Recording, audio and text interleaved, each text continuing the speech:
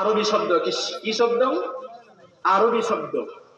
আর আমাদের বাংলায় যে শব্দটা প্রচলিত আমরা জানি বুঝি আমাদের জন্য সহজ, সেটা হলো নামাজ। কি? নামাজ। আরবিতে কি বলে? সালাত। বাংলা যদিও ভাষাটা নামাজ বাংলা ভাষা না, কিন্তু আমরা মনে করি যা আমাদেরই ভাষা নামাজ আমরা জানি। এই নামাজের গুরুত্ব কি?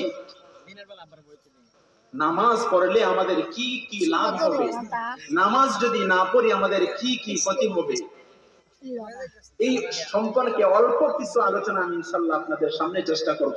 আমরা যেহেতু এখানে আসছি, আমাদের সকলের ঈমান আছে কিনা আগে বলেন, আছে কিনা? সকলে হাত তুলে বলি আমাদের ঈমান আছে কিনা। আমরা কার প্রতি ঈমান এনেছি? আল্লাহর পরে আমরা কার প্রতি ঈমান এনেছি? আমাদের রাসূল সাল্লাল্লাহু আলাইহি ওয়াসাল্লামের উপর, ঠিক কিনা বলেন? আমরা আখিরাতের উপর ঈমান এনেছি, আমরা কবর হাসর মিজান সিরাতের প্রতি ঈমান এনেছি। ঈমান আনে তাদেরকে বলা হয় মুমিন। কি বলা হয়? মুমিন, ঈমানদার। তা আমরা সকলেই ঈমানদার মুমিন। তো মুমিনের তো কিছু গুণাবলী থাকা দরকার, মুমিনের তো কিছু বৈশিষ্ট্য থাকা দরকার। যেই কারণে যেই বৈশিষ্ট্যগুলা থাকলে, যেই আলামতগুলা আপনার আমার মাঝে থাকলে বোঝা যাবে সে প্রকৃতপক্ষে খাঁটি মুমিন। সেই আলামতগুলা আর ঈমানের পরে সর্বোচ্চ সর্বশ্রেষ্ঠ যে আমল, সেই আমলের নাম হলো নামাজ। সুবহানাল্লাহ।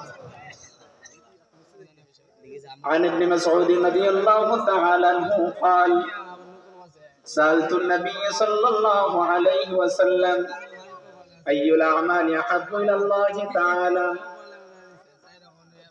حضرت ইবনে মাসউদ রাদিয়াল্লাহু তাআলা আনহু থেকে একটা হাদিস শরীফ বর্ণিত।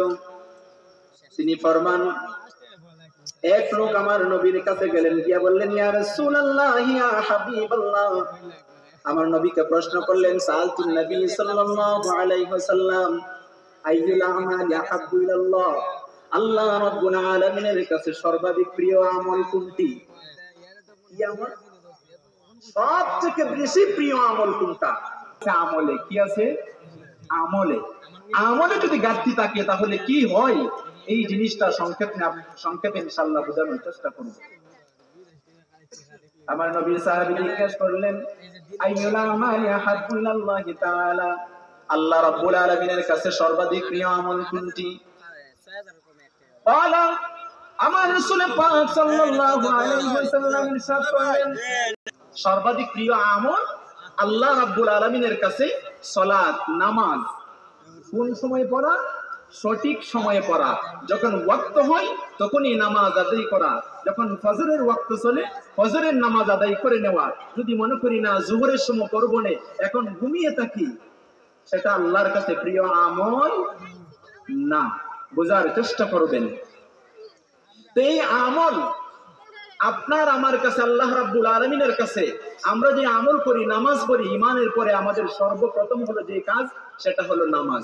নামাজ এমন একটি ইবাদত যেখানে কোনো ধনী নাই, যেখানে কোনো ফকির নাই, যেখানে কোনো মিসকিন নাই, যেখানে কোনো পীর ওলি নাই, সকল স্তরের সকল মানুষের জন্য একজন প্রাপ্তবয়স্ক পুরুষ এবং মহিলা যখন প্রাপ্ত বয়স্ক হয়ে যায়, তার মৃত্যুর আগ পর্যন্ত তার উপর সদা সর্বদা সে সুস্থ থাকুক অথবা অসুস্থ থাকুক, সে গাড়িতে থাকুক অথবা সে বিমানে থাকুক, যেখানেই থাকে সেখানেই তার উপর যখন দিবেন।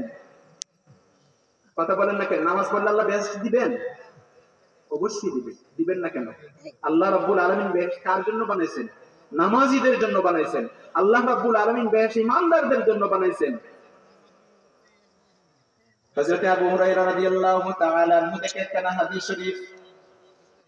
عن ابي هريره رضي الله تعالى عنه قال قال رسول الله صلى الله عليه وسلم الصلاه الخمس والجمعه الى الجمعه ورمضان الى رمضان مكفرات لما بينهن اذا اجتنبت الكبائر।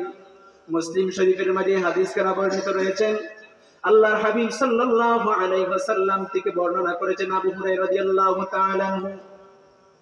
আবু হুরায়রা রাদিয়াল্লাহু তাআলা আনহু ফরমান, আমার নবীজি ইরশাদ করেছেন, তার করছো অতি তাড়াতাড়ি তোমরা চলে যাও উডোর ফান্দা গাছে। হয়েছি যে চলে আসছেন, ফান্দা আসা মানে আমাদের বাড়িতে আসা।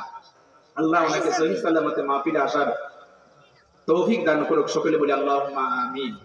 একটু সময় আপনারা আমার কথাগুলো শুনবেন, যদিও আমাকে বড় বক্তা মনে না হতে পারে, আমাকে ছোট মনে হতে পারে আপনাদের সন্তান, কিন্তু কথাগুলো একটু দামি, শুনবেন, যেটা আপনার আমার আমলকে পরিবর্তন করে জান্নাতমুখী বানাতে পারে। ফরমান আমার নবীর সাহাবী ফরমান হযরত আবু হুরায়রা রাদিয়াল্লাহু তাআলা, 5 ওয়াক্ত নামাজ যে ব্যক্তি পাঠ করবে, আদায় করবে, কয় ওয়াক্ত নামাজ? 5 ওয়াক্ত নামাজ যে ব্যক্তি আদায় করবে, তাকে আল্লাহ রাব্বুল আলামিন